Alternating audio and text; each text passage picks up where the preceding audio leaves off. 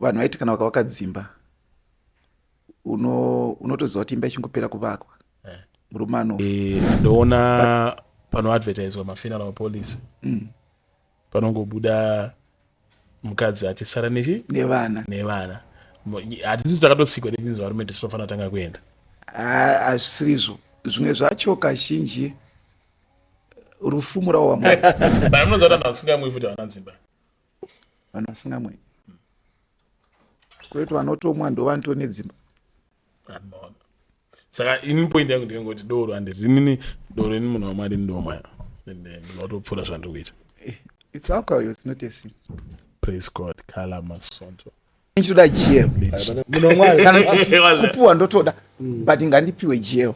Inzwaka but kuti handisi kuti ndoda nganditini kana kuti ine mota iri better than aqua kana kuti zigwa ine mota better than aqua but kangoyoke baya. Kune munhu anenge achipa akaita Wicknell handasiro kuti papenini aqua.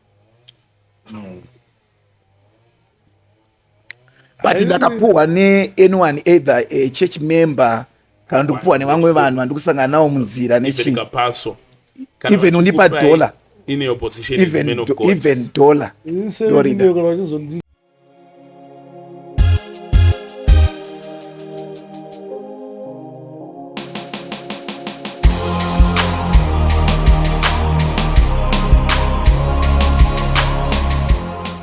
Ladies and gentlemen, we are back again with Apostle Sande, the witch killer.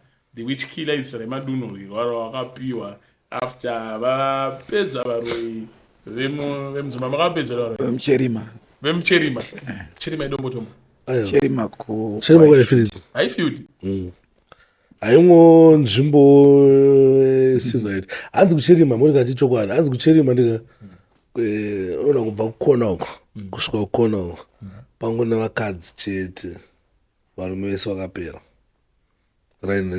I think zvaitonyanyoitika kare kwete kucherima chete. Ukaona vanhu vaiti kana vakadzimba unotoziva kuti imba ichingopera kuvakwa murume anofa. But ndaifungidzira kuti uroi. Ndakazowana chizaro chokuti vazhinji vanenge vavakadzimba nezvikwereti saka aizofa nefrustration. Frustration inofana kukurova kauchivaka. Aiwa paunopedza kuvaka paipai ndizvo mwana wekuunivhesiti anenge akuda mari apa uchinotarisa salary muakaundi hamuna kana sendi poswa wakatora chikwereti kutorwa mari yese. Saka zvaizoita kunge mukadzi ndiauraya murume kuti asara achigara pamba. Vakadzi vekudhara vasingashandika vamwe vanourayawo bandikuti vazhinji vacho vakazofa nenyaya dzestress. Bandikuti vakadzi vekudhara vazhinji vanga vasingashande zvekuti vanga vasina mastress iyaya. Tikuti mukadzi nemurume murume ndiatora chikwereti kubhengi vovaka vachingopedza kuvaka otonzwanzi imba yahaana kuigara achingopedza kuivaka pamwe angocelebrata kungoti achiuya ipaimba yedu nyowani mwedzi yobhafa. Ichocho zvakanyanyoitika kuGlenview 7 tone vanhu vakawanda vandaitoziva mwe vaitosenza kunana ZBC.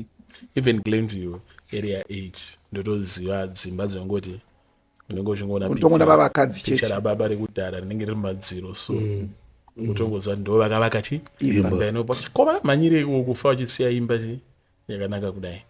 But that's it also speak about ndoona panoadvertiswa mafuneral policy panongobuda mukadzi achisara nevana.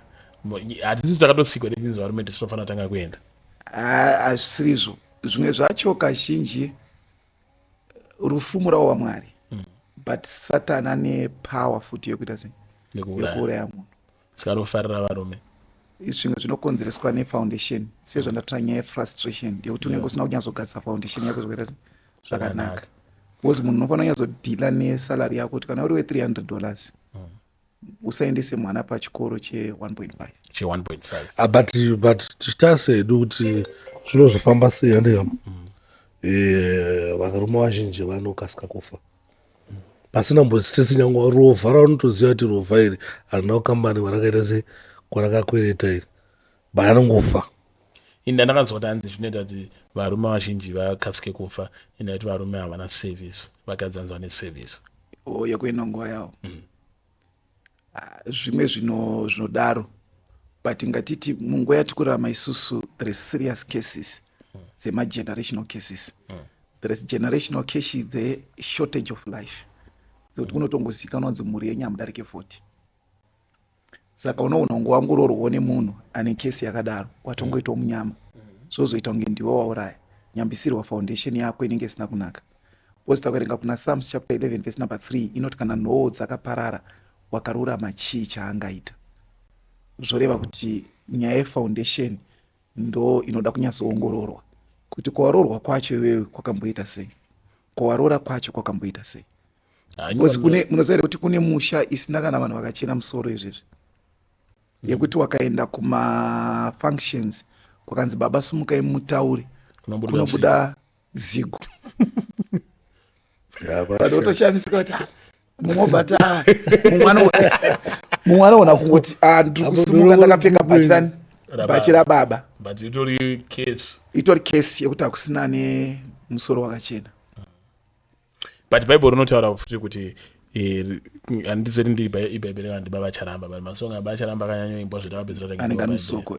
But it's something chekuti iwewe mubereki unofanira kuvigwa nevana vako. Zvinzi ndo gomborero kuti haufaniri kuviga vana vako. Vana vako vanofanira sei kukuviga iwewe. But pana baba naamai ramungaoneke gomborero, imimi makazvimirira ramungaoneke gomborero nderipi, kuti muutana hwenyu munovigwa naadzimai venyu kana kuti ndi munoviga adzimai venyu.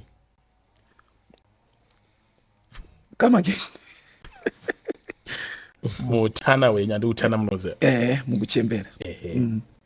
Ndiani anofanira kuviga mumwe, murume kana mukadzi? Anofanira kuviga mumwe murume kuitira kuti mukadzi arege kuzosara akanyonyomerwa kana vanhu machembera, because murume unosarawo wane strength yakasimba. But munhukadzi ndosaka muchiona kuti vazhinji vanenge vati kurei, murume akafa mukadzi oviga murume, mukadzi aite mazuva chakumuuraya futi stress. But vanhurume misodzi yedu isusu kazhinji haibude because yakabuda kare mukurwadziwa mukushanda uchishandira mhuri. Kuti tochema manero zvinodaro haina nichemera zvinodaro. Saka paunonzi wafirwa pepe ndopaunoona kuti murume unomuti nematambudziko uti ako baba havasi kuchema indavo akanyanyochema kare nekushanda nokurwadziwa plus misodzi yevarume iri mumwoyo anenge akatobatikana ipo pai. Saka tine umwe ushingi wakasimba wokuti unoona kutorwa nenzou. Saka pandenge chingoona ndepekuti munhukadzi ndiye anofanira kunge achitanga kana vanhu vachembera. Murume wafanira kuzogara stereki. Unozogarawo 5 years 10 years wotera amai ako 5-10 ngwagara 5-10 hauzonotozorora futi. Ndinotoona pane zvinhu zvakakanganisika pana Acts chapter 6 or 5 nyaya yaNanania naSafira. Zvinonzi murume ndiye akaita sei akatanga. Ene mukadzi anotoudzwa nzona tsoka idzi dziri kubva kutozvuva murume wako izvezvi. Taura chokwadi panapa. Iye anototi ndakataura chokwadi ndinorarama. It's much better ndingotaura same statement yataura nemurume wangu kuti ndiende because chaanga achagarira chi papasisina. Baba ndakaona futi panyaya dzekufedzi kuti maigona ngachienda kubasa panongoregera agara nguva yakareba paashaya atambotara nyaya yefrustration because kubasa kunenge kuchikupa mari ka hausina eni nyange mane mari ete bara nemari ete utanga achitoti kana kuti maybe for example utanga kana mapresident anga ari president achingobva paupresident agari nguva yakareba. Fanike Edgar Lungu anga ari fit aitomhanya achingobva paupresident chete zvakastress yakamurova kusvika afira John. Kwete kuti munoziva kuti chinonzi mari ka DJ Sparks yelevel yaEdgar Lungu yanga ilevel yekuti anoona kuendeswa kuchipatara chiri kuIndia kana kuSingapore negovernment asingatore mari yake muhomwe. Saka anga asina mabenefits kubva kugovernment. Saka chakamuuraya frustration. Ngatimbotaure kuti ane vazukuru vangani pamwe vaenda kuchikoro zvinodhura zvaibhadharwa negovernment. Saka anga kutora mari yekufamba. aiwa but kutiti anga kabhuroka zvokuti akabhuroka hatiziwe hedu but even tikatisa vamwe vanhu magaisi anenge aine mari ane mabhizinesi anenge achirara anenge aita sei patime anongoti ndasiya basa kana anga ambone public office pano ndasiya graft nange mabhizinesi ake achirana agare nguva yakareba so saka munhu ndakaona ngemunhu zigwa ndega but semunhu wekuti anoti asiya kana basa kwangashanda ombotsvaga zvimwe zvekuita kana ane chirwere chake achinotakura madomasi aita semunhu anotombopusha unenge uchizvingozvisimbisawo futi miri wako iwo kutoenda kubasa chinotori chinhu chakanaka because pamba chapo panofrustrate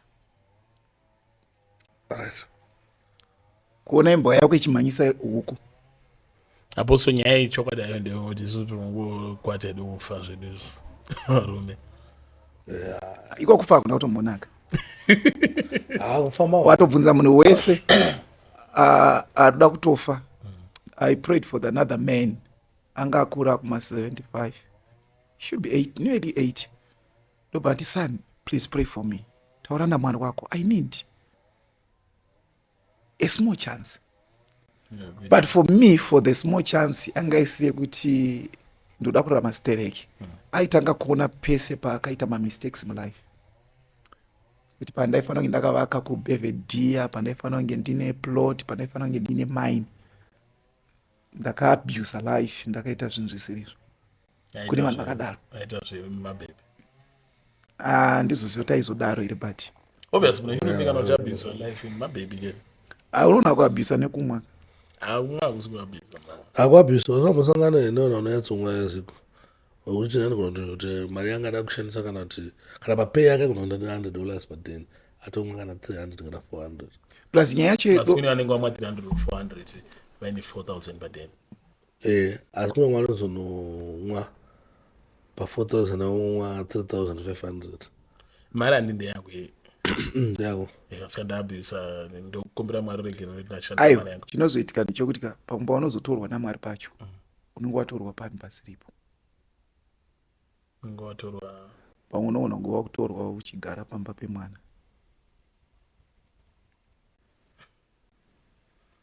pashata pana munoziva vanhu vasingamwi futi havana nzimba vanhu vasingamwi kwetu vanotomwa ndo vanto nedzimba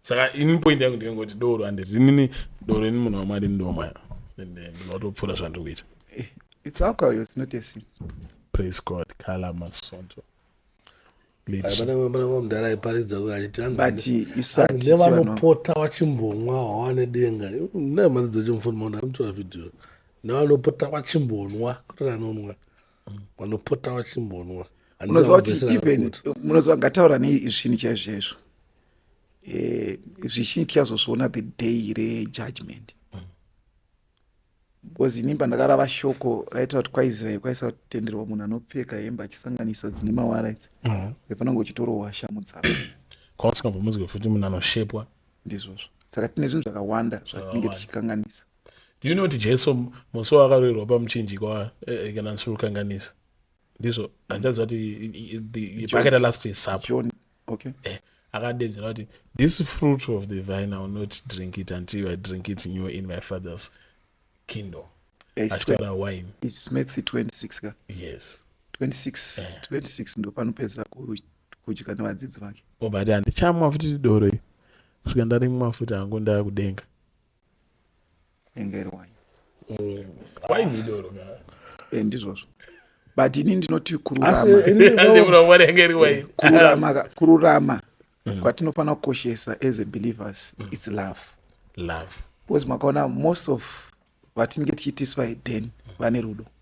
You know vatinoti vanhu vanomwa muchikari chimwe chete so vanogona kumwa vari 5 andika but makristu hatigone kusheya chinhu wani but vangodaona imwa kudhara emazuvano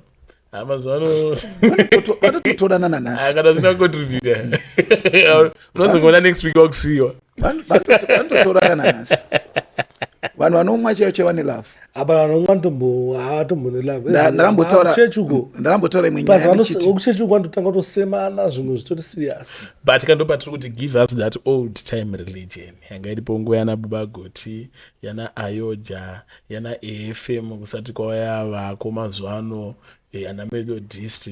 You would know kuti taiti kuchechi chaiko handiti taitotorana nemabhazi asina bhutsu tichipanana hembe taibvisa kamunozvi muchechi paparidzwa shoko tichisiya pastage. I think nyaya yegodo nekushayikwa kwerudo ndo yauraya upenyu hwanhasi. Kozi kare ndinorangarira kuti kwaiti kana kwakafiwa kunyange makapfuma zvakadii vanhu vaitoenda nendiro yehupfu door to door. Izvezvi vanhu vanotozivisa kuti ndakaenda nendiro yehupfu tinoisirwa napoison. Which means even nguva yatiri zvino witchcraft is yakurisisa zvokuti hakusina munhu anenge achiimba nemumwe. Kwete witchcraft ndoiba yatova pashoma. Witchcraft yakura. It's too high now. Kana yekusina mushonga yalo mazwana. Hakusina kudhara kwaive pekuti vanhu vaitirana witchcraft kuti vanhu vachimwa doro munhu aigona kungoisira munhu chigunwe musira nduru yegaro off. Vanike unzanzi nduru yegaro yanze kuiswa pamozi. Kozi vanhu vanga vasina kudzidza. Ngoye. Ezvinozvi vanhu munhu anopengeserwa vana ari pauniversity. Mwana anotanga kuita mafiti. Ari palast semester. Anoroyiwa nechembere inenge iri kuzaka uko isingazivi kubata kana penzura. Iye ari palast semester anongoti hamene zvapinda musoro mangu. I pray for the another guy aiti mukana wamamubuda honye kushedza vanhu sokuti muri kuona here honye panapa. Iye ega neni ndamukuita zvemweya ndaitoona kuti this is the spiritual honye dzaari kuona achiti akadai susu oti ndatodziunganidza but uchitasa mukana make manga makajika but dzaisaoneka physically. Mamukwate we I'm operating area yepower. What does that mean? Pandakadanwa muushumiri Mwari akanditi enda neushumiri hwesimba. Saka zvekutya wakasiyana neumwe ushumiri unoitwa nevamwe. Mwari paanokudana muarea yako. Ephesians chapter 4 verse number 11 inotaura pamusoro pe fivefold ministries. Kuti vamwe vakadanwa kuti vave vaapostora, vamwe vakadanwa kuti vave vavhangeri, vamwe vakadanwa kuti vave vapasta, vamwe vakadanwa kuti vave vaprofita, vamwe vakadanwa kuti vave vadzidzisi. Saka problem inozoitika ndeyekuti munhu anoda kumhanya muministry asina kudanirwa.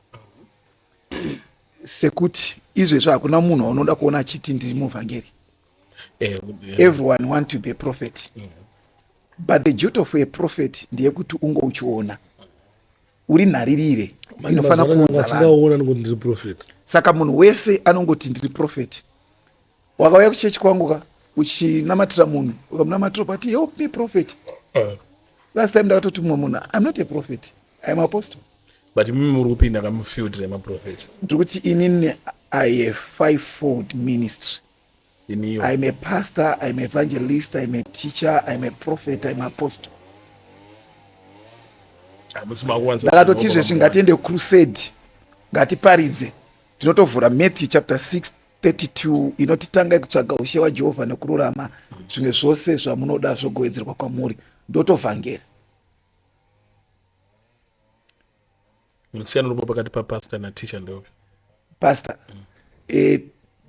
Pastor musiyano uripo na pastor uripo ushoma.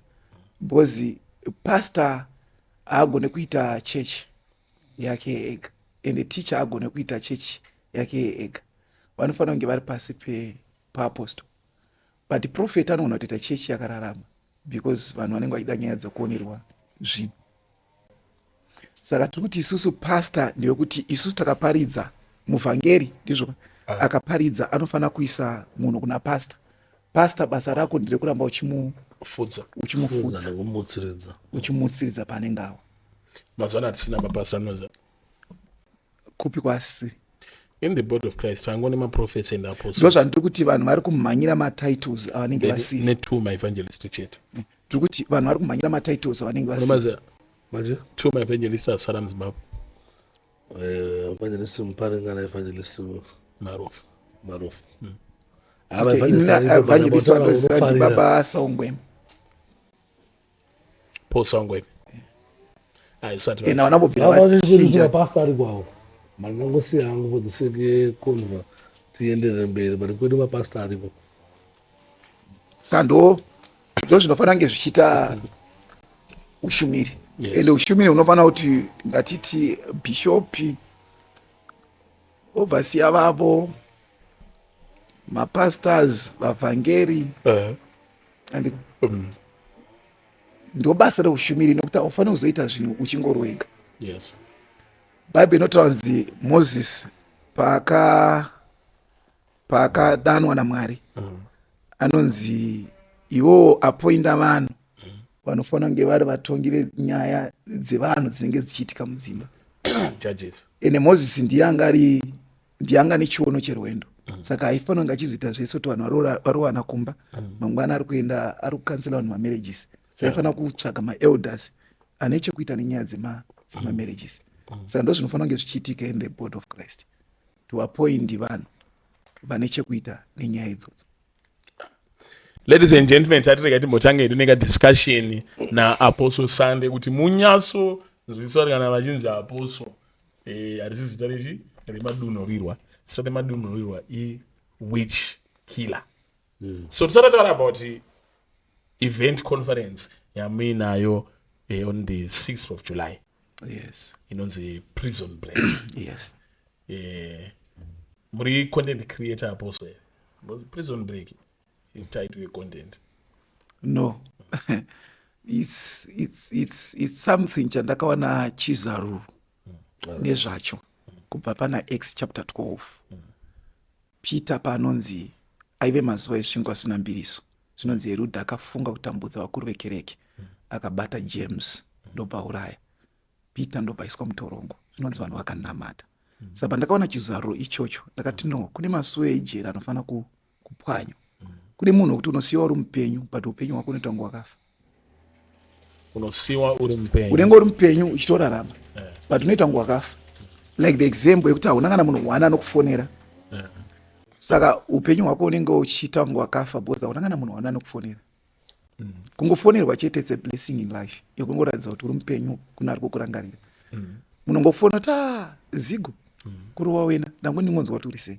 Kune mumwe munhu ari kungoshuwira zvinhu izvozvo zvisiri kuitika mulife make anenge ari mujeri.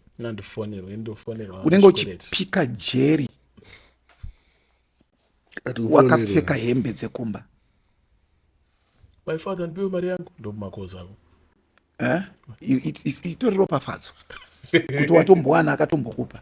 Kune mumwe kuti haana anotombomupa. Unenge uchipika jeri wakapfeka hembe dzekumba hauna chiri kufamba zvichida muupenyu hwako. Unoona kuti wakaisirwa macases pamacases anoona kuti akaitwa zvinenge zvakaitwa nevabereki. Asi naye munhu waMwari nyaya inenge ichiitika mumachechi uku ndeyekungotira kuti takasungwa tikutambura tasenyango pakavhurwa mharidzo pachinzi Peter akazopfuura ndione kuchinzi ndiwe wacho kumbira uri pagedhi. Hakuna here mamwe matopiki anoratidzawo kuti isusu wacho takakomborerwawo tiri right zvisizvi kungonzi makasungwa uyai tibreak zvakakuomera iwi yai.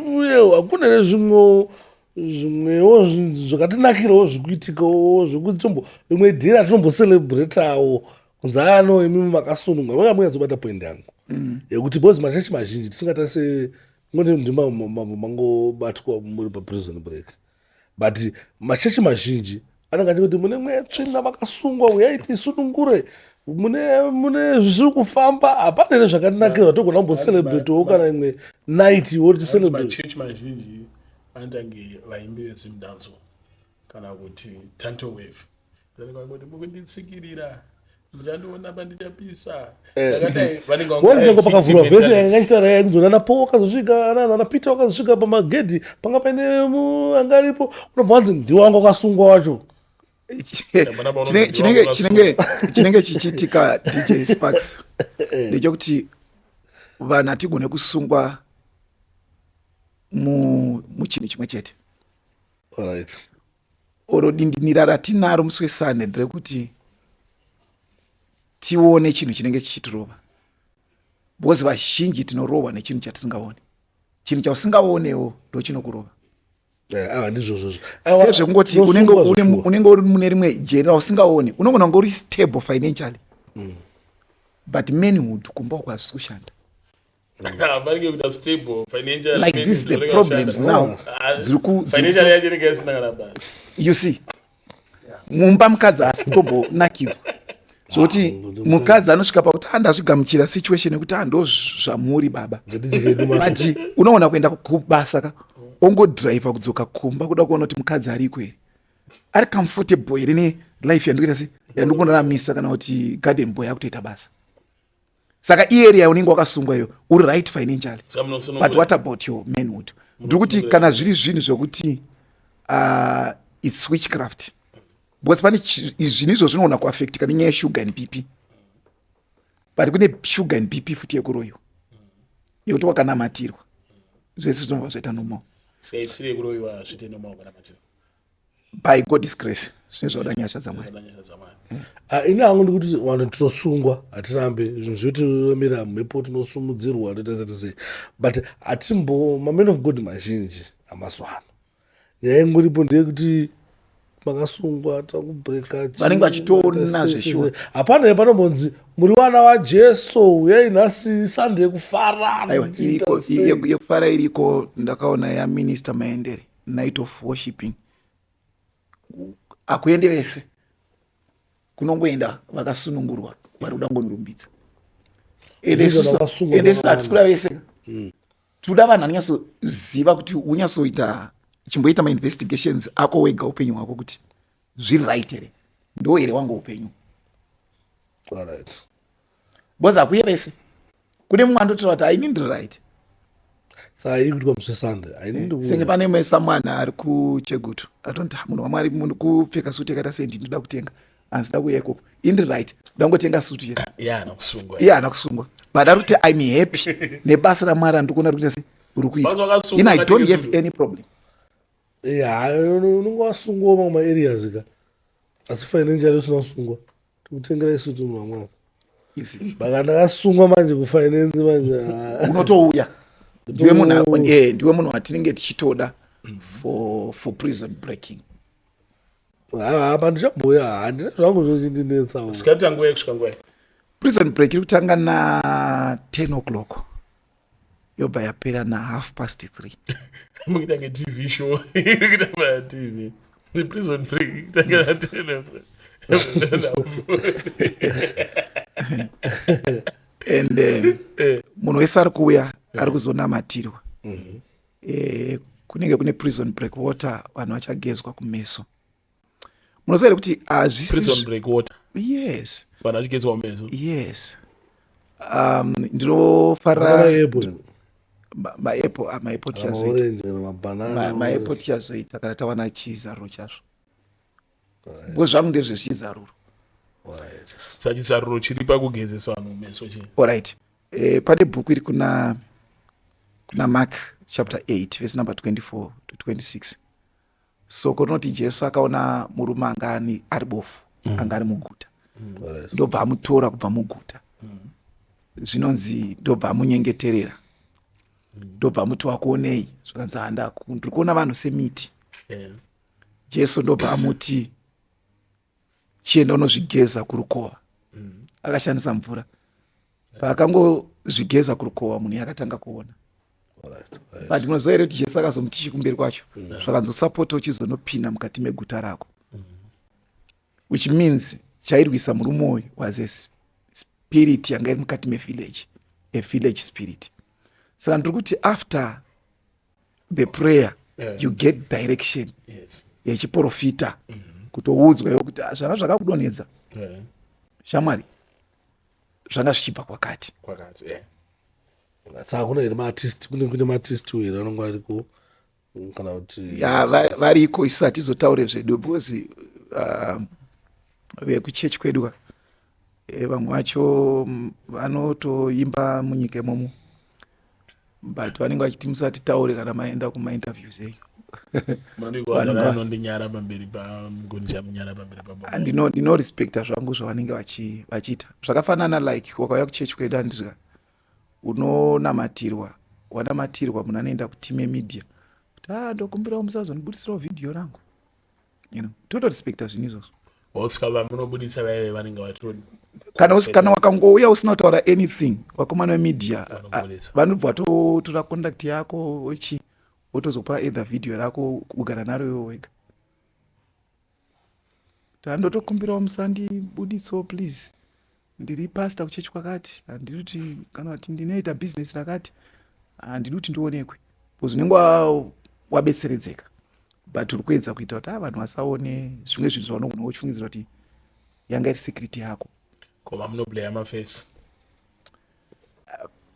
handiwanzi zvangu zvida but pane situation imwe yakaitika yamai vamwe vanga vakasanganwa navo vakararwa vanga vari gadhi saka vakomana vemedia ndo vakatongovavhara vachiti hatiringoitira reputation yavo kuti kwavanenge vachienda musociety ave munhu anenge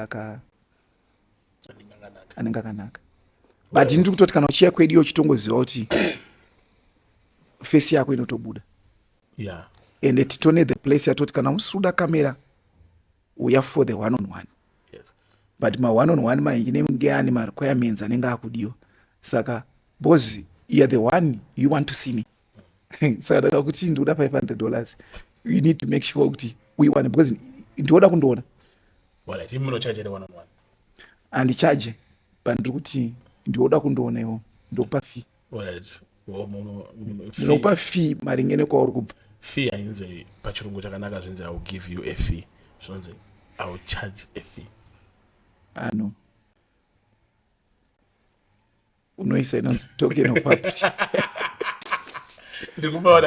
but imi munozvonekuti what I missed Zigo listen like I have my pastors andika vanenge vaidara mafone number hallo ndatombonzwa imwe vaisa paloud so hallo makadi munhu waMwari ndiri kuonawo basa ramuri kuita ndikuda kuuya kuzoita se kuzoona munhu waMwari vanzi uyai Sande vanenge varipo vachinamatira chi munhu wese munhu but ina handiri kuuya kuvaona Sande ndoda kuvaona private andika saka ndinofanira kudhiraivha kubva kumarondera kwandogara ndoya ndokuona kuchechi ndodzokera kumarondera fuel yangu mota yangu mataya yangu energy yangu ndoya ndokunamatira okomborerwa futi indongodzokera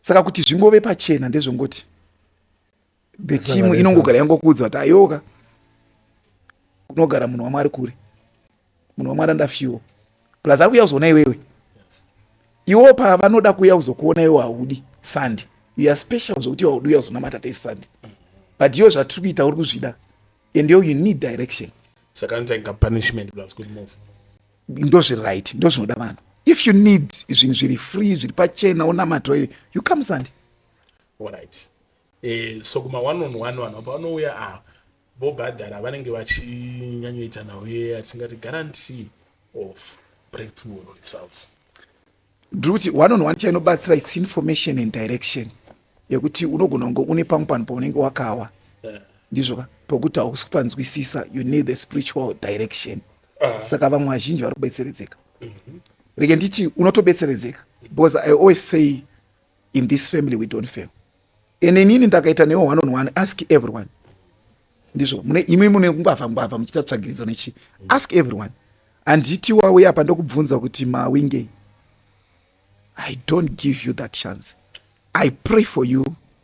Either ndichinamata unotonzwa wega kuti chabatwa paprayer yemunhu waMwari ndochijana ndafambira.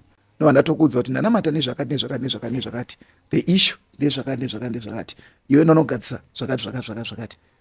Pamwe unoona ngakarerwa kwana tete kwana mbuya ndizvo. Une mabattles ari kuitika mauri wakaita mining hapana chiri kufamba wambounganidza madhaka ako pamunoenda kumiwo hapana chabuda andika but ari panext ari kusuccessful yatoti ataiyewa iwo foundation yako haina kunaka ndeyekuti pane nyaya dzechiredzwa dziri kukurwisa patopatiri kuenda kuchechi ndiri kunamata kaina ime believe chacho vanhu hatina matizi atinozviita zvinhu izvozvo munobhilivhoka zvekuzorodza machira handibhilivhe zvekuzorodza machira pandiri kuti zvoni zvini izvozvo hatina matizo atogona kunge tichizviita tikuti jesu paakaberekwa akapinda mune chekuita netsika dzavo.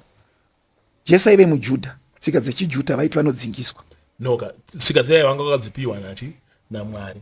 That's why ndichiona kuti Mwari haana kusarudza kuti Jesu amuendese kunokurira kumaIjipita kwekuti vaizomurovera nenyoka or something like that. Akatoziva kuti ini ndikufana kuenda kune vanhu vatakapa tsika dzedu.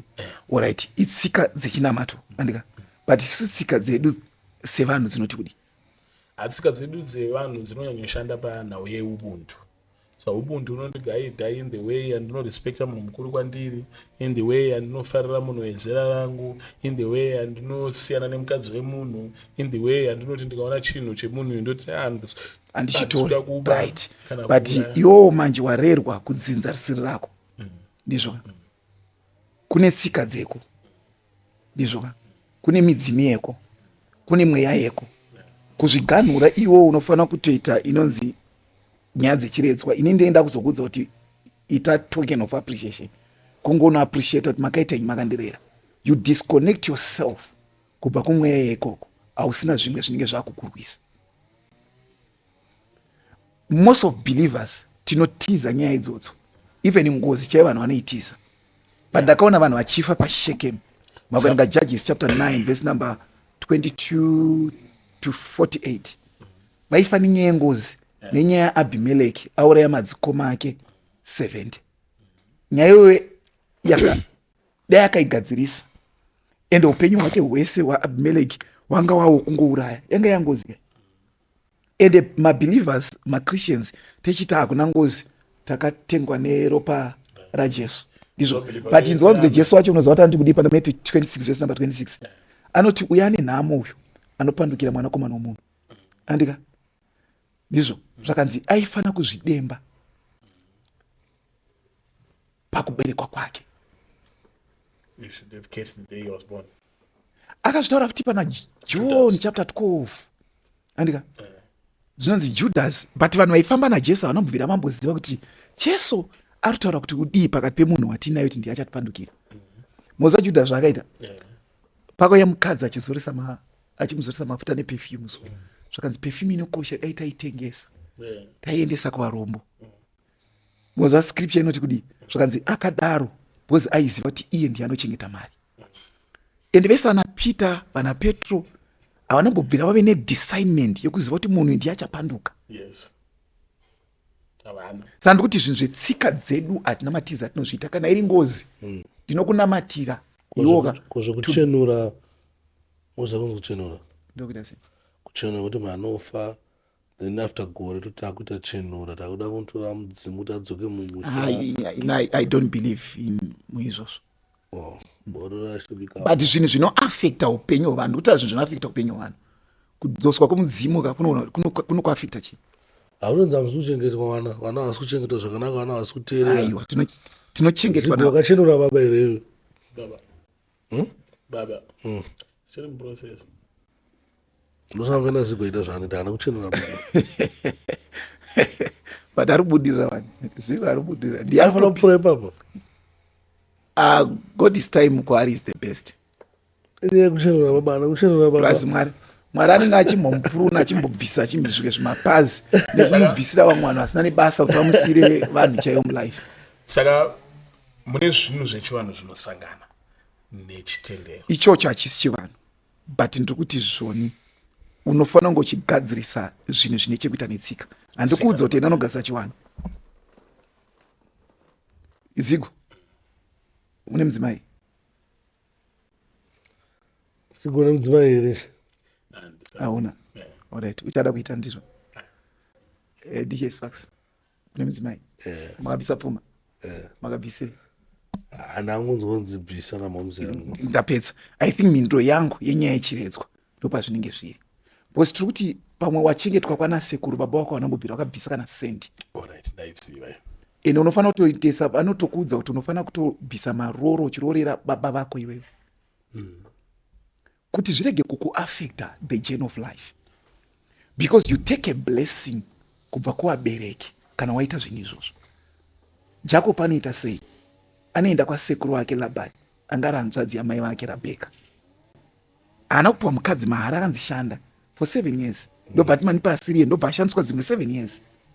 Saka nyaya yekurorerana inoudza a blessing. Ndizvo. Saka tikutiwo baba wako haana kuroora vamitisa mai, orerwa nana mbuya vachitambura vanhu vachikrosa rwiziso vakatakura huni vachinotengesa kuti uchengetwe. Ozokura oregedza kunobvisa any token of appreciation. Wadirector pabasa. Ndopa unofuremerwa repi yausina kumbobvira waita. Ozoya toti aiwa ndopasimuka mhepo apa. Saka zvinhu zvinoda kugadziriswa to take a blessing. Kwawakarerwa.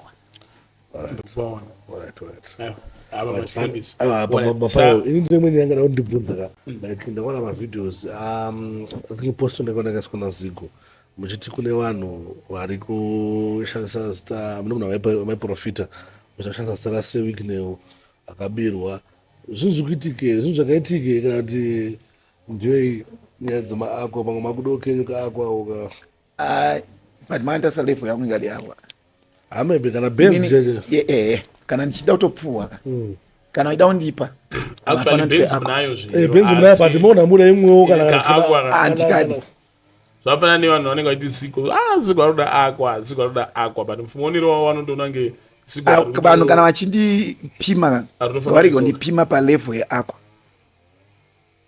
vaibve kupimai ngavarege kundipima akafanira kuti nenchizoda GL kana kupuwa ndotoda but ngandipiwe GL inzwaika but kuti andisi kuti ndoda ngenditini kana kuti ine mota iri better than akwa kana kuti Zigo ine mota better than akwa but akangoyoke baya kune munhu anenge achipa akaita Wicknell handasiro kuti vapenini akwa but ndakapuhwa anyone either a church member kana ndikupuhwa nevamwe vanhu vandikusangana navo munzira nechinhu even unipa $1 in your position even $1 saka zvakatoitika zvezve ndezvechokwadi zvakatoitika zvezve ngona yakatobatsirika munhu uye akatobatsirika that was not drama. It's not. We don't create drama kuchechi kwedu. That's why you see kuti most mavideos edu isati vari. We don't create I don't know because andiende ikoko. But ndikutika makamboona mavideos kana ana baba Bushiri kana ana yekudhara nechi even vanongoita zvinhu sezvazvinongoita but zvakangonaka because pane mumwe akamboya comment section ndiromboita ndichitarisawo zvangu ndoba nanzi nemukomana wekumedia zvakanzi dai muchivhara mafaces zvakangonaka but for me 1:16 dzavaroma inoti for I'm not ashamed by the gospel of Christ, it is power of God unto salvation. Munoziva kuti vanhu vanenge vabatsirwa vanenge vari happy kudarika vanhu vese vanozoona kunzoko. Chimoimagine kuti murume akaona deliverance panyaya masturbation ende vanhu vakuti mamisire chii mamutanisha raini rese rakuziva kuti baba wanorowa gwete gwete but haachaite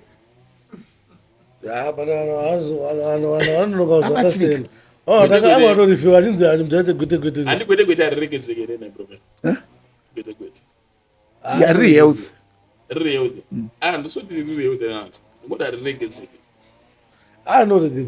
but ndikuti aiwa kune nemukadzi unenge wakusiya unoziva kuti chii chanduti riri health kana usina mukadzi ka because system yedu magadziro yakaitwa naMwari ndizvoka inonzi unofanira kurasa mbeu for 21 days per month. That's why you see kuti madhara ekudhara vanga vasingawane prostate because kudhara aita amai vangu kana vachinge vakura vainotora mwana yehanzvadzi zvonzi ngauye achipindira bamukuru saka bamukuru pavanorasa mbeu paipai ndizvoka mbeu yakasarasika for 21 days ogara gore rese unabvira warasika mbeu ndosika uchiona vanhu vachizonzi aita prostate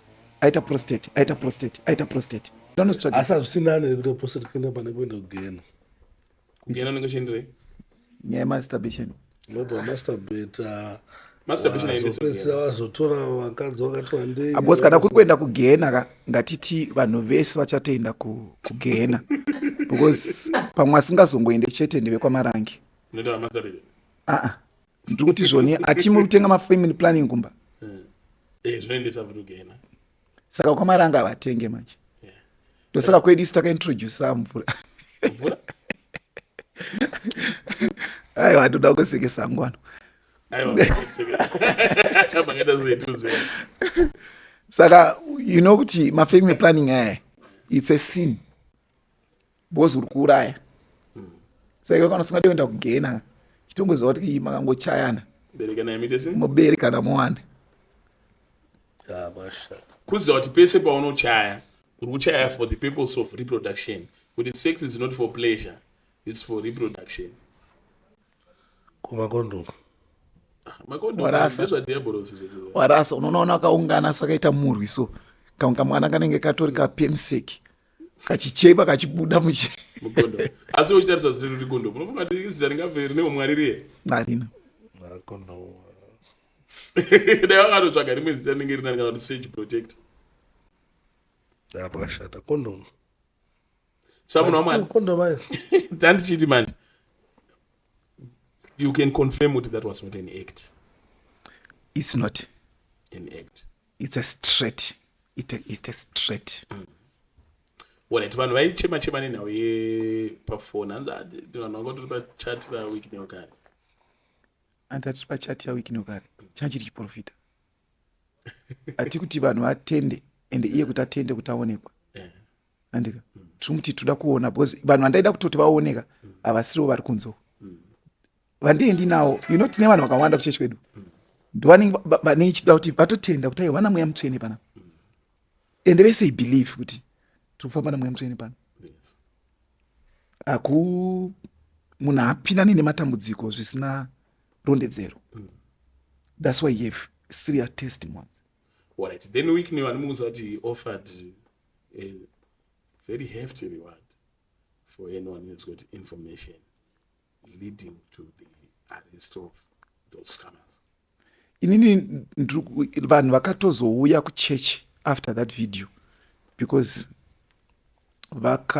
vatowandisa varutouya nema vamwe chinda tobirwa mwe 200 mwe 150 mwe ndatonzi atangwa investa mandiri ndozokupa mari ndikutoona kuti pese panoitika chinhu chechokwadi panoitika chinhu chemanyepo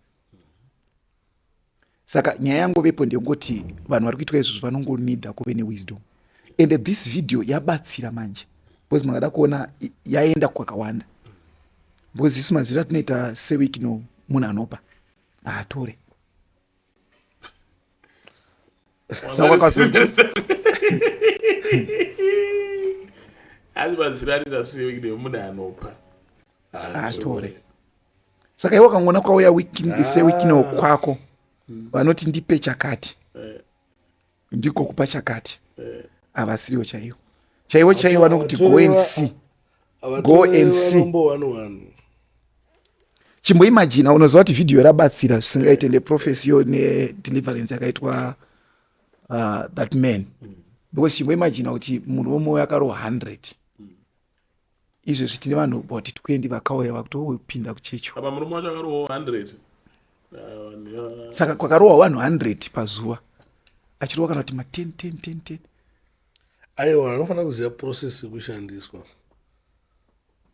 seWicknell kana vachipa kuti yakaita sei ndo zvandataura kuti seWicknell vanoti go and see netsa vanhu vanongofanira kungwara ukona unzi send zvatosiyana ndikubaona saka this type of prophecy is not just that one andipane yandakaona futi yemukadzi angari gadi sipatsi unozererana kuti gadi mutemo weugadi ukarasa imbwa rudzingwa basa obviously kabos unonge watorasa office idzo imbwa dzinogadha dzinofanira kurasika unongorasa office vafanira kuti panapa tonzwa kuti mika hapo mwana tarasa miki but paprofesi vakazoya for one on one and to get the more information yezvakaitika munhu yanga atochika no nagadi bhosi kana wakatowaona nachilari munhu ane miri wake wakaita wakanaka saka vanga vachiviwa saka munhu yaitsvaga pekuda kuita pekuda kuvabatira saka anoona kunge akatosvika vakarara ndobva atosunungura imba kuti awane kuzonotora imba kwanenge aisiya ovashandisa. Apostle, because of our time, I don't think we'll be able to go any further. Still, my last words in Vakadzi, but more reminder foot about the prison break conference. Yeah, my last words, it's Isaiah chapter 6, verse number 1. You know, to arise, shine, the light has come. I believe this is your time to shine, you to register your command. This is your time, you to shine, to get your visa. This is your time to shine, to get your breakthrough. You to go to the another side of life. And toda kuyeuchidzai kuti musi weSunday ndozuva rakatarwa musi wa6 July for a prison break service. Prison break service is the service of power, is the service of deliverance, is the service of direction. The Bible says in the book of Acts chapter 12, Bible inoti Peter vanhu vakanamata akabuda mujeri akauya kwainamatwa vaimunamatira havana kuzvitenda kuti anodzoka. Most of believers, you don't get faith yezvinhu zvamunenge muchinamatira, muri kungonamatawo nje because vanhu vanoti vavhura dhoo zvakanzi asiri yemutumwa wake but ndiye wainamatira. Saka ndikuti uchiuya uya nekutenda and you are going to meet the power. Bible rinoti simba rakakura rakasangana nesimba risina kukura rinoenda pasi.